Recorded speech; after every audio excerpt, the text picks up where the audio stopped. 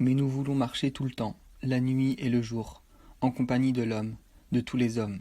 Il ne s'agit pas d'étirer la caravane, car alors chaque rang perçoit à peine celui qui le précède, et les hommes, qui ne se reconnaissent plus, se rencontrent de moins en moins, se parlent de moins en moins.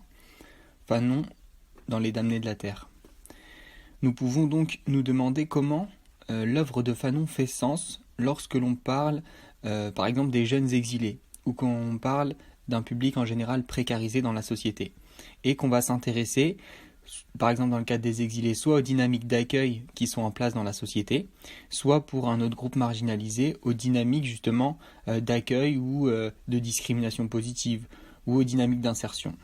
Et donc comment cette phrase de Fanon, ou comment la pensée de Fanon en général va pouvoir nous aider pour penser ces questions-là. Donc Fanon, penseur de la libération, penseur de la fraternité, de l'émancipation, de l'autonomie étatique, l'autonomie institutionnelle, spirituelle, intellectuelle. Fanon tente de rompre avec les forces impérialistes et colonisatrices, physiques et psychiques. Il tente également de lancer un appel à la fraternité, au rassemblement, à la communication, à l'unité dans la diversité. Il y a dans l'œuvre de Fanon la volonté de renverser les rapports entre soignants et aliénés. Fanon appelle les aliénés les victimes de la colonisation. Et on peut trouver aujourd'hui d'autres formes d'aliénation. Soit dans les jeunes qui vont être exclus par exemple du système scolaire, soit dans des groupes tout simplement qui sont exclus ou alors qui sont dans le système, par exemple qui sont dans le système scolaire, mais qui participent en fait à faire tourner la machine capitaliste, la machine raciste, etc., consciemment ou inconsciemment. Et donc Fanon, il veut renverser, lui dans le cadre de son travail plus spécifiquement, les rapports entre soignants et les aliénés. Et donc à l'époque de Fanon, les aliénés, c'est les victimes de la colonisation.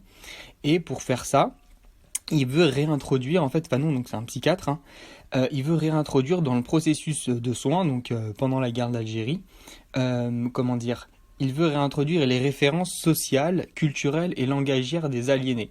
C'est-à-dire que lui, il ne veut pas soigner les aliénés sans tenir compte justement de leurs références sociales, de leur histoire, de leur culture, de leur religion, de leur langue. Il veut tenir compte de tous ces éléments-là pour travailler avec eux. Il ne veut pas gommer toute leur identité, toute leur histoire pour les jeter telles quelles dans une société colonisatrice. Donc la puissance en fait de la pensée de Fanon réside dans le fait, si vous voulez, qu'il va notamment refuser de soigner les aliénés, puisque ces soins ont finalement l'effet de réintroduire ces individus aliénés dans une société qu'il présente comme violente, meurtrière et inégalitaire. Donc pour bien comprendre, quand Fanon il dit qu'il refuse de soigner les aliénés, c'est qu'en fait pour lui, il refuse de les soigner pour que ces personnes après réintroduisent une société qui est violente, meurtrière, inégalitaire, une société qui est déjà malade. Parce que si en fait, même s'il les soigne au niveau psychiatrique et qu'il les renvoie dans une société qui est déjà malsaine, ces individus, ils risquent fort d'être pervertis en fait, à nouveau par cette société, et donc le mal va continuer à se répandre, en tout cas la violence, la discrimination, le racisme, la colonisation va continuer à se répandre, et donc il préfère lui ne pas soigner. C'est ce qu'il dit dans sa pensée.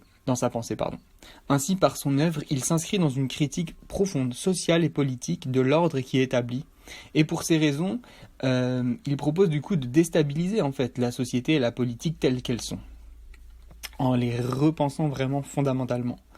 De la même manière, si on tente de construire, et d'organiser des structures et des formes d'accueil, par exemple pour les exilés, il convient de le faire dans le souci d'offrir aux jeunes exilés un monde moins mauvais, ou plutôt nous devons critiquer l'état de notre société pour la rendre meilleure. Par exemple, il ne s'agit pas de questionner l'accueil, l'accueil, ça ne se questionne pas uniquement par les politiques gouvernementales, municipales et les initiatives citoyennes, dans le sens où est-ce qu'on met à disposition de la nourriture, des hébergements, des soins, l'accès à l'éducation, à l'information pour les jeunes exilés. Ce qu'il faut faire, c'est vraiment penser fondamentalement les rapports en fait dominants, dominés dans la société. Il suffit pas juste de donner aux gens les clés pour manger, pour se loger et pour s'habiller par exemple, ni même les éduquer dans le système. Il faut par exemple penser le système pour que dans le système, une fois que les gens sont dans le système, il y a un même pied d'égalité entre par exemple les gens du pays d'accueil et les jeunes exilés qui arrivent. Il ne faut pas que les jeunes du pays d'accueil ou les gens qui habitent dans le pays d'accueil ils se disent voilà, nous on sait, on a la richesse et on va vous apporter de l'aide.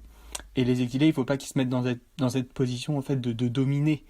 Il faut plutôt que les deux parties se regardent dans les yeux et essayent de voir les richesses d'un groupe et les richesses de l'autre groupe, de voir que les accueillants peuvent apprendre des choses aux jeunes exilés et que les jeunes exilés peuvent aussi apprendre des choses aux accueillants. Ils vont pouvoir créer un espace de dialogue, discuter, ça va permettre de créer de l'innovation intellectuelle, technologique, etc., etc.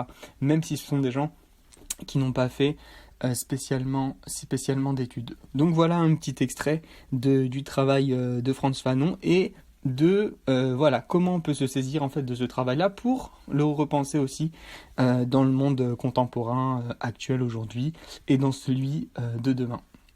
N'hésitez pas si vous avez des questions. Mais nous voulons marcher tout le temps, la nuit et le jour, en compagnie de l'homme, de tous les hommes.